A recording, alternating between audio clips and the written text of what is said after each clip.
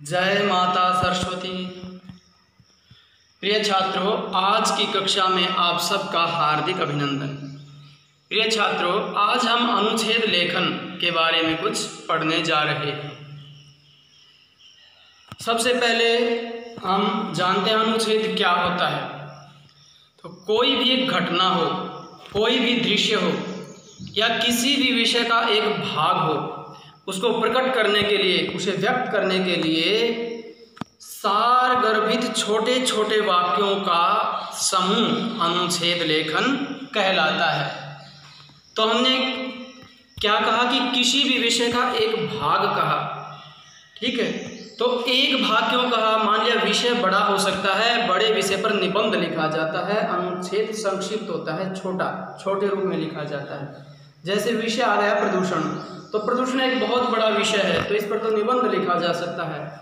इसके भाग होते हैं जैसे वायु प्रदूषण, जल प्रदूषण, ध्वनि प्रदूषण, तो इन पर क्या है, अनुच्छेद लिखा जा सकता है कि वायु प्रदूषण पर एक अनुच्छेद लिखिए।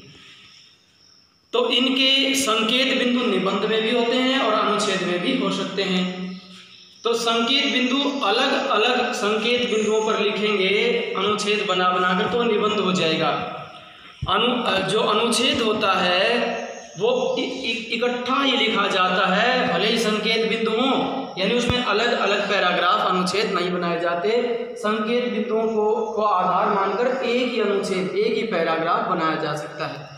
और एक पैराग्राफ में हम पहले परिचय दे सकते हैं, फिर उसका जो प्रधान भाग यानी मुख्य विषय वस्तु है वह लिखेंगे, और अंत में एक दो पंक्ति में निष्कर्ष। तो पहले एक दो पंक्ति में परिचय बताएंगे उसके बारे में कि क्या है यह विषय, और फिर उसका प्रधान जो भाग है वो हम 7-8 पंक्तियों में प्रधान भाग लिखेंगे, और अंत में एक दो पंक्ति में फिर क्या है, निष्कर्ष लिख देंगे।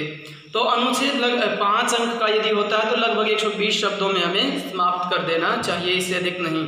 और एक पृष्ठ से अधिक नहीं लिखना चाहिए। जैसे पृष्ठ दोनों तरफ होता है तो उसका जो एक तरफ परीक्षा में भी जो परीक्षा पेपर होता है आपके पास, एक पृष्ठ से अधिक हमें अनुच्छेद नहीं लिखना चाहिए।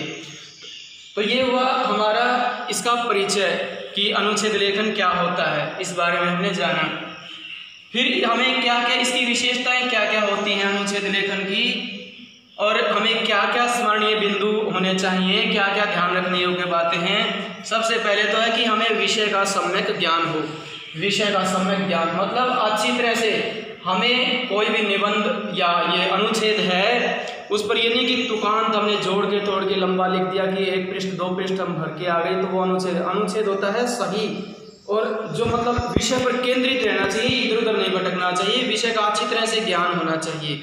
जैसे अब निबंध आ गया, कोई भी एक ऋतु आ गई, वर्षा ऋतु पर निबंध लिखो, ग्रीष्म ऋतु पर लिखो, वसंत ऋतु पर लिखो, तो हमने पता होना चाहिए वसंत ऋतु कब होती है। जैसे वसंत ऋतु फाल्गुन और चैत्र मास में होती है, लगभग अंग्रेजी महीनों में फरवरी और मार्च के महीने में होती है। तो हम ये पता होगा तो लिख सकते हैं कि उस समय वातावरण सुहावना होता है, छात्रों के लिए पढ़ने के लिए अनुकूल मौसम होता है, पेड़ों पर नए नए पत्ते उगते हैं, तो दृश्य अच्छा होता है, वातावरण सुहावना होता है। और यदि हमें पता ही नहीं होगा कि वसंत ऋतु पर अब होती है, निबंध आ जाए ग्रीष्म ऋतु पर, हम लिखने लग जाएं कि ग्रीष्म ऋतु में नन्ही नन्ही फुहार गिरती हैं, चारों तरफ हरियाली होती है, वातावरण सुहावना होता है, तो हमने सब ऋतुओं को मिलाकर लिख दिया, मिक्स कर दिया। तो इससे पता चल जाता है कि विषय का ज्ञान नहीं है। जो मैंने कहा ग्रीष्म ऋतु में फुहारें गिरती हैं, तो ये तो वर्षा ऋतु में होता है, हरियाली भी वर्षा ऋतु में होती है, वातावरण सुहावना वसंत ऋतु में होता है, तो ग्रीष्म ऋतु में हमने क्या लिखा, कुछ नहीं। तो ऐसे जोड़ तोड़ कर तुकबंदी से नहीं। और ये कब हमें विषय का ज्ञान हो सकता है? एक तो हमें पुस्तकों का अध्ययन करते रहना चाहिए। कक्षा में अध्यापक पढ़ाए तो उनकी बातों को हमें ध्यान से सुनना चाहिए। कभी ये नहीं सोचना चाहिए कि परीक्षा में आएगा तो ही हम सुने। अध्यापक जो भी कभी भी कुछ बताते हैं कक्षा में तो आपकी ज्ञान वृद्धि के लिए बताते हैं, उनकी बातों को सुनना चाहिए, पत्रिकाओं को पढ़ना चाहिए। तो इस तरह से हमारा ज्ञानवर्धन होता है। तो हमें अपने विषय का इस प्रकार अच्छी प्रकार से हमें ज्ञान प्राप्त करना चाहिए। विशाल शब्द भंडार, शब्द भंडार विशाल मतलब देखो एक ही शब्द को, अभी जैसे मैं बता रहा था कि वसंत ऋतु में हम कहें कि वातावरण अच्छा होता है, पेड़ों पर पत्ते अच्छे लगते हैं, तो अच्छे लगते हैं, अच्छा होता है, बार बार ऐसे शब्दों का प्रयोग करें तो उससे इतना आकर्षक नहीं होता अनुच्छेद। हम बार बार कहें कि सुहावना होता है, लुभावना होता है, मनमोहक होता है, ऐसे वातावरण में हम मंत्र मुग्ध हो जाते हैं। तो इस तरह के शब्दों का जब प्रयोग करते हैं तो जो परीक्षक होता है या श्रोता जो होता है उसका दिल खुश होता है, सुनने वाले को भी अच्छे लगते हैं, शब्द नए नए शब्दों का प्रयोग होता है, परीक्षक के मन को अच्छे लगते हैं तो पूरे अंक मिलते हैं। तो हमें इस प्रकार मतलब शब्दकोश हमारे पास विशाल होना चाहिए, अच्छे अच्छे शब्दों का प्रयोग हमें करना चाहिए। बड़ी बात यानी बड़ा विषय, कोई भी विस्तृत विषय, उसको संक्षेप में कहने की क्षमता, मतलब गागर में सागर जो कहते हैं वो क्षमता हमारे पास होनी चाहिए। विषय बड़ा है तो भी हमें क्रमबद्ध उसको ऐसे रखना चाहिए, छोटे छोटे वाक्यों में बनाकर भाषा सरल भाषा में उसका प्रयोग करके हमें संक्षिप्त रूप में लिखना चाहिए, क्योंकि अनुच्छेद अधिक विस्तार से नहीं लिखा जाता, वह फिर निबंध हो जाता है। तो इसलिए कहा कि बड़ी बात हो, बड़ा विशाल, तो भी हमने उसको इस प्रकार क्रम से बांधना चाहिए कि पता भी नहीं चले कि हमने बीच में कुछ छोड़ दिया। ये लगना चाहिए कि पूरा लिखा, अच्छा लिखा, लेकिन उसमें संक्षिप्त में करने की क्षमता होनी चाहिए हमारे अंदर। और मुहावरे और लोकोक्तियों का प्रयोग हम कर सकते हैं। प्रारंभ भी, अनुच्छेद का प्रारंभ किसी भी काव्य पंक्ति से हम कर सकते हैं, कोई भी किसी दोहे से, किसी संस्कृत के श्लोक से, सूक्ति से, किसी तो उनसे हम किसी काव्य पंक्ति से प्रारंभ कर सकते हैं। और बीच बीच में कहीं किसी कवि, महाकवि तुलसीदास ने ऐसा कहा है, तो कोई भी इस तरह की लोकोक्तियों का या मुहावरों का प्रयोग बीच बीच में हम कर सकते हैं।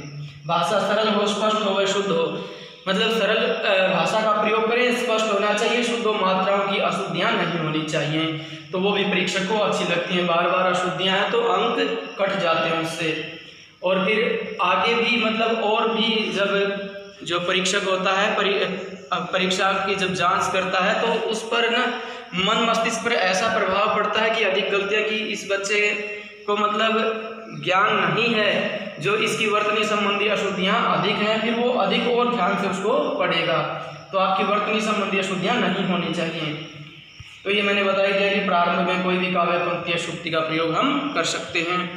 अब हमें क्या क्या ध्यान रखना चाहिए कि विषय पर ही केंद्रित रहें, हम इधर उधर नहीं भटके विषय से कि उसके मान लिया अभी कुछ था, मैं मान लिया प्रदूषण पर ही बता रहा, वायु प्रदूषण का है, आप भटकते रहें कि ध्वनि प्रदूषण होता है, वाहन चलते हैं, आवाज़ आती, तो भी प्रदूषण तो है, लेकिन उससे हमारा क्या है, वायु प्रदूषण विषय है, तो ये नहीं कि जल प्रदूषण पर भी चले गए, ध्वनि प्रदूषण पर भी चले गए, तो इधर उधर भटकना नहीं चाहिए कि दूसरों से तुलना नहीं होनी चाहिए।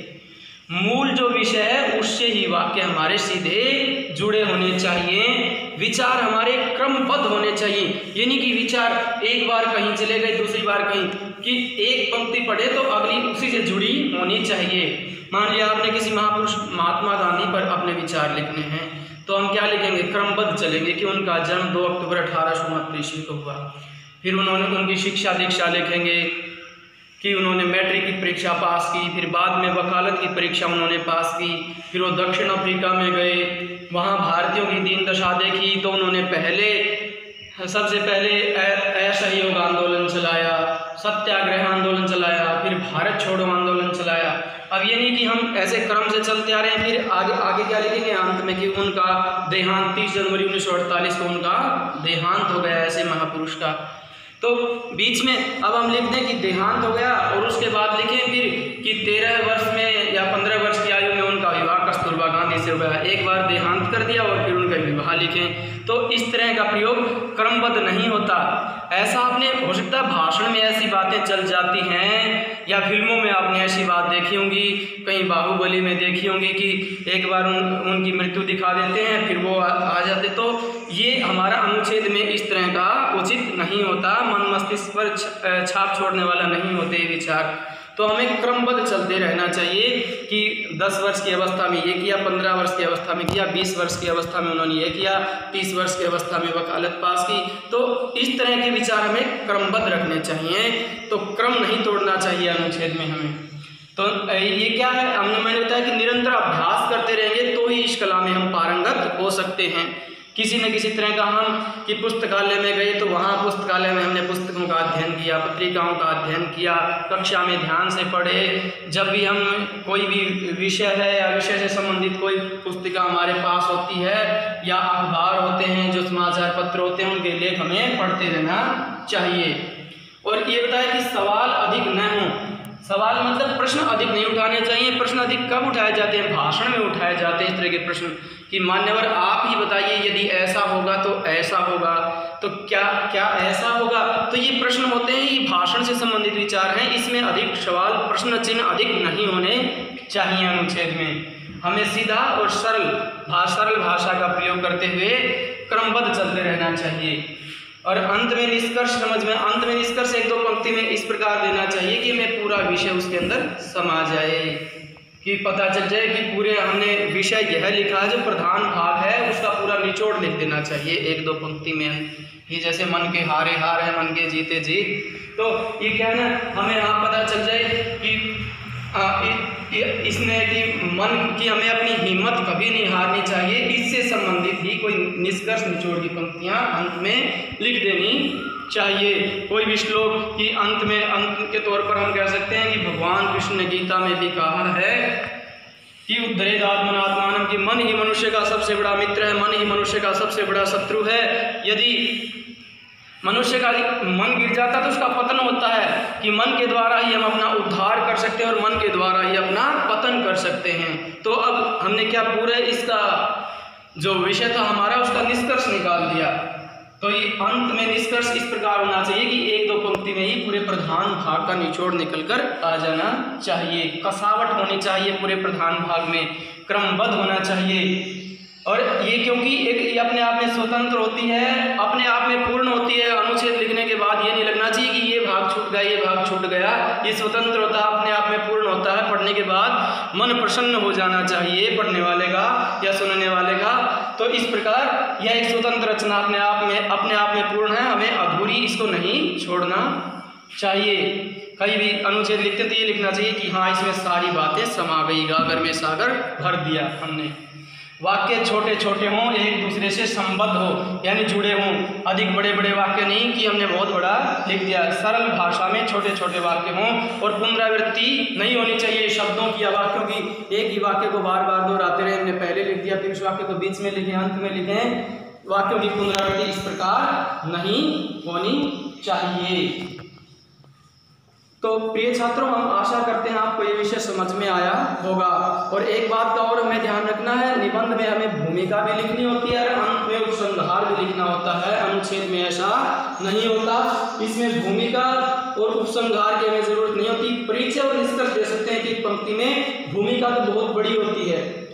थोड़ा सा बता देता हूँ। भूमिका जैसे हमने मान लिया दीपावली, आप सबका सुना हुआ विषय, इसी के ऊपर आपको बता देता हूँ। दीपावली का यदि हमने निबंध लिखना है तो हम क्या लिखेंगे? पहले उसके ऊपर भूमिका बनाना, उसका सार कि भारत एक विशाल देश है, इसमें भिन्न भिन्न धर्मों के भिन्न भिन्न जातियों के लोग रहते हैं और यहाँ पर अनेक ऋतुएं होती हैं। हर ऋतु में कोई ना कोई त्यौहार मनाया जाता है, जैसे होली, दीपावली, तीज त्योहार, रक्षाबंधन, कोई भी। तो इस तरह के त्यौहार आते रहते हैं। कभी दशहरा, हर ऋतु में त्यौहार आता है। इन्हीं ऋतुओं के बीच में एक त्यौहार आता है जैसे दीपावली। तो दीपावली शब्द का अर्थ दीप जमा अवली, अर्थात दीपों का घर। तो इस तरह हमने एक भूमिका बनाई। तो यानी हम विषय से हटकर भी चले, भारत देश की भी बताई, विशाल देश है, ऋतुओं के बारे में बताई, फिर ऋतु में ये अनेक त्यौहार आते हैं। तो ये एक हो गई भूमिका।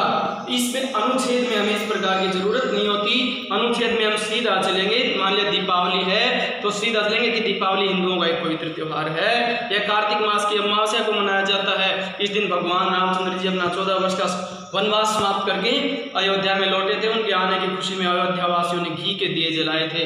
तो इस तरह हमने सीधा विषय के ऊपर चले, इधर उधर हमें भटकने की आवश्यकता नहीं हुई। तो विषय से हमें नहीं भटकना चाहिए, सीधा विषय के ऊपर आ जाना चाहिए। अंत में उपसंहार की जरूरत नहीं है, अलग अलग पैराग्राफ बनाने की अनुच्छेद में आवश्यकता नहीं है, इकट्ठा ही हमें लिखना चाहिए।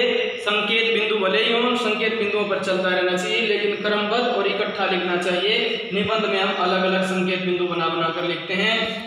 अनुच्छेद के संकेत बिंदुओं पर चल सकते हैं, लेकिन अलग अलग भाग, अलग अलग संकेत बिंदु हम नहीं लिखते। प्रिय छात्रों, अब भी यदि किसी भी छात्र को किसी भी प्रकार की कोई समस्या है तो आप अपने अपने अध्यापक से निसंकोच निसंदेह पूछ सकते हैं। आपको गृह कार्य के रूप में भी कुछ अनुच्छेद लिखने दिए जाएंगे, आप उनको ध्यान से समझना, लिखना। किसी भी प्रकार की हमें पता है आपको समस्या नहीं होगी, तो इस प्रकार आप अभ्यास करते रहना चाहिए। हमारी संस्कृति के बारे में भी जानते रहना चाहिए, उससे हमें पता चलता है कि कौन सा त्यौहार कब आता है।